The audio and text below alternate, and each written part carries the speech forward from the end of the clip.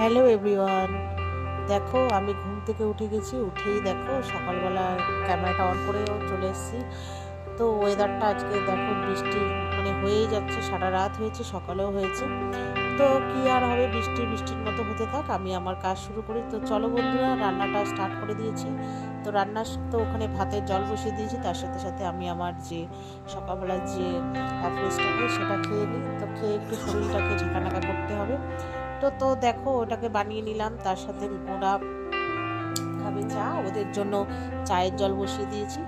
তো আমি আমার অ্যাপ্রোচটা প্রচণ্ডই গরম, তো একটু মাছটা ফ্রিজ থেকে বার করে নিই, যেহেতু মাছের ডিমের আজকে তরকারি হবে। তো মাছের ডিমটা বরফ কাটাতে তো একটু সময় লাগবে।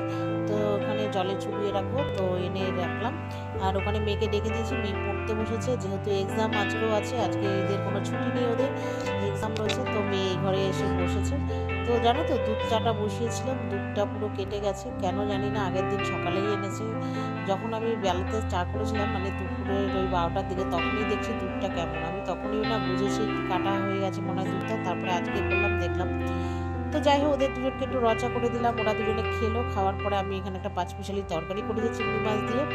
তো ওটা হয়ে গেছে। এবার মাছের ডিমের বড়া করবো, আলু দিয়ে ঝোল। তো এখানে বড়াটা প্রথমে ভেজে নিয়েছি, আর ওদের একটু কড়কড়া করে রাখবো। ওরা ভাত দিয়েও খাবে, আর এমনি মাছের ঝোল বড়ার যে ঝোল করবো সেটাও আর কি। তারপর ওইদিকে তরকারিটা বসিয়ে রেখেছি, আর এইদিকে হচ্ছে মেয়ের টিফিন। আর মেয়ে কি বলতো, পরীক্ষা থাকা যায়, তাই ওদেরকে না টিফিন দিতেই হয়। কেন বলতো, আমার মেয়ে তো সকালের দিকে কোনো কিছু খেয়েই যায় না, কোনো সময়ই না।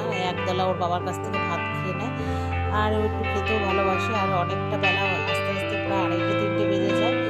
তো তার জন্য টিফিনটা দিতেই হয়, না দিলে মানে খিদে পেট ডাকবে আর কি। তো যাই হোক, তো মেয়েকে আগের দিন না রাতে আমি বেশি করে ময়দা মেখেছিলাম, রাতে আমরা রুটি খেয়েছিলাম, আর অনেকটাই ছিল। রুটি না, লুচি খেয়েছিলাম, তোমরা নিশ্চয়ই দেখেছো। তো অনেকটাই মেখেছিলাম যে মেয়েকে পরের দিন কিছু একটা করে দেবো। তো ওই যে আজকে করে দিচ্ছি, এটা জানো কি বানাচ্ছি, আজকে বানিয়ে দেবো পনির রোল।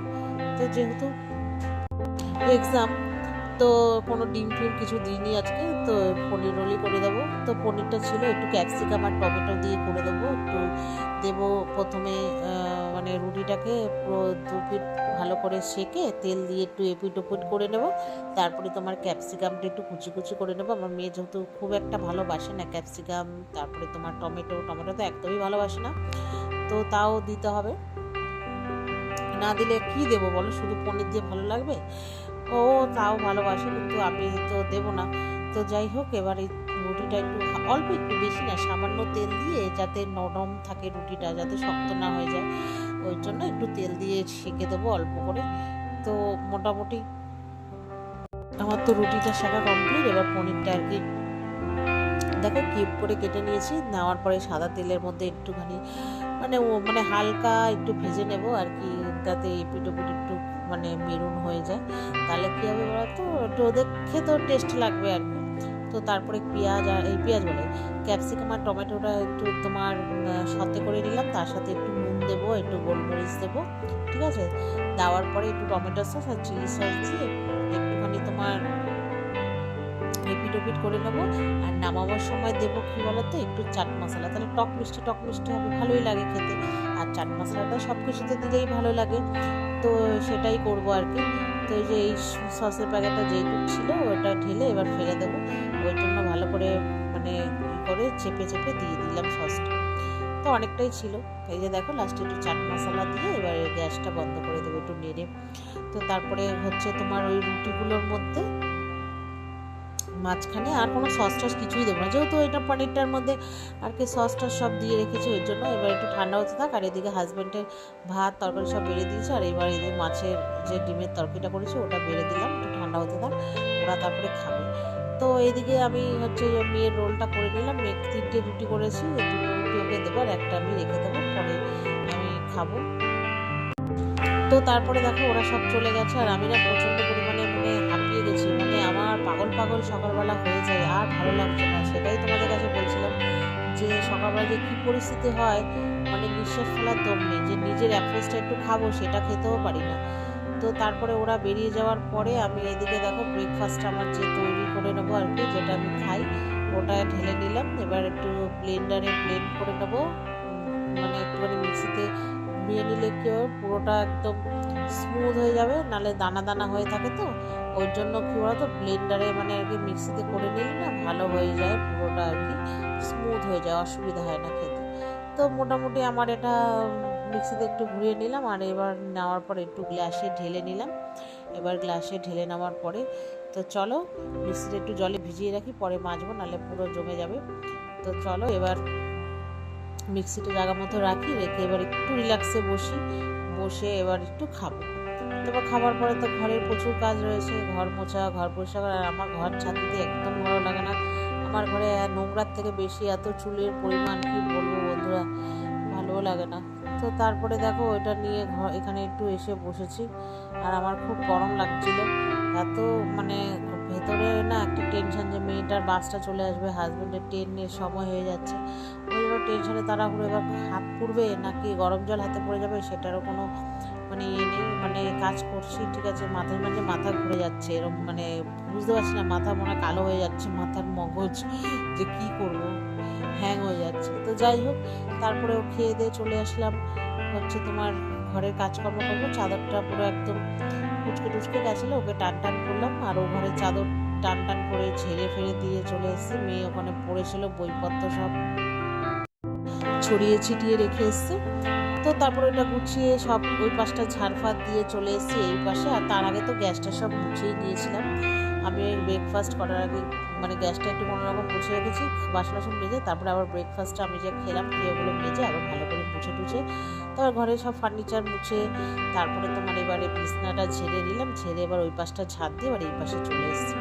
তো এবার ঝাড় দিচ্ছি, আর ঝাড় দেওয়ার সাথে সাথে তো চুল পুরো একদম ভরে তারপরে হচ্ছে শুধু ঘরে চুল না বন্ধুরা, পাপোশগুলো যে পা মুছি সেই পাপোশগুলোর মধ্যে চুলে ভর্তি। আমার মেয়ে একদম কথা শোনে না, ওকে যদি বলি যে বাইরে গিয়ে চুল আসছে, ও হার্ডিস আশ্রাবে, ওই ড্রেসিং টেবিলের সামনে দাঁড়িয়ে চুল আসরাবে।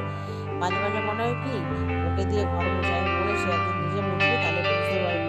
বলতো ঘর মুছলে না চুল মানে শুধু চুল আসে, মানে মোছা ঘরকে আমাকে 3-4 করে মুছে টেনে নিয়ে আসতে। তো তারপরে আর কি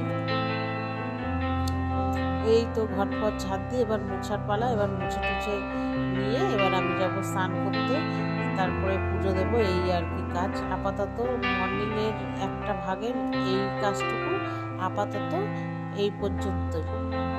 ঘর মোছা শেষ হলে মনে হয় সব থেকে বিরাট কাজ হয়ে গেল। তো যাই হোক, স্নান করে পুজো টুজো দিয়ে চলে এসেছি, এবার ছাদে যাবো জামা কাপড় মেলতে। তো তার আগে তোমাদেরকে একটু ওয়েদারটা দেখিয়ে দিলাম, বৃষ্টিটা কমেছে, এবার মানে আকাশটা একটুখানি পরিষ্কার হচ্ছে। তো ছাদে জামা কাপড় মেলে দিয়েছি, এসে বসেছিলাম, তারপরে গেলাম ভাত বসাতে, যেহেতু এখন 1:30 বাজে, মেয়ে 2:30টার সময় চলে আসবে, তো তার আগে ভাতটা করে নেব।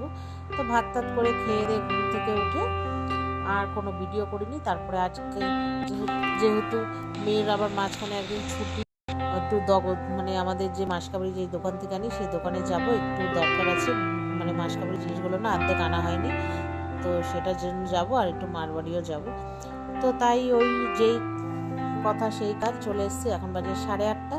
তো আসার পরে একটু চা খেলাম, চা খাওয়ার পরে তারপরে হচ্ছে তোমার ওই বসে আছি, আর মেয়ের বায়না মোগলাই খাবে। তো মা বললো ঠিক আছে আগে চাটা খা, পরে এনে দিচ্ছি। আর এখানে মেয়ের যেহেতু পরের দিন হিন্দি আর সংস্কৃত পরীক্ষা আছে, ও তো সেরকম খুব একটা পারে না, তাই বন্ধুর থেকে পড়াগুলো নিচ্ছে, ও একটু বলে দিচ্ছে। তো তারপরে চাটা খাওয়ার পরে যে মার এই পার্সেলটা আমি অর্ডার করে দিয়েছিলাম মিশো থেকে, তো মার বাড়িতে চলে এসছে। তো মা খুলেনি, আমি এসে খুলবো বলে, মানে খুলেনি বলতে মা তো সেরকমভাবে জানে না আমি কি অর্ডার করেছিলাম। তো তারপরে দেখো যে এটা হচ্ছে মশলা স্ট্যান্ড। মার যেহেতু রান্নাঘরটা এখন অনেকটাই বড়, রাখার জায়গা আছে, তাই আমি অর্ডার করে দিয়েছি। তো এই যে নিয়েছি, তো এই মডেলটা নিয়েছি, কেমন হয়েছে তোমরা বলো। এটা ভালোই, বেশ কোয়ালিটিটা ভালো, অনেক রিভিউ দেখেছি বলেই অর্ডার করেছি।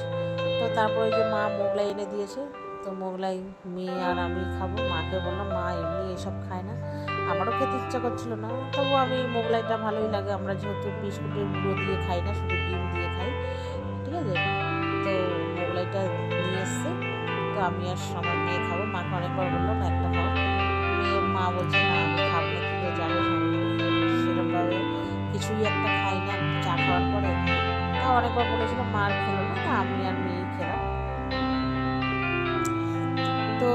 মেয়ের জন্য বেলে নিয়েছি, আমার জন্য বেলে নিলাম, নিয়ে এবার খাবো। তো খাওয়ার পরে আর মেয়ে তো মনে হয় না রাতে সেরকম খাবে, মানে এত বেলায় এত রাত্রে খাওয়ার পর আর খেতে পারে, আর ওর মেয়ে আবার একটু কম খায়।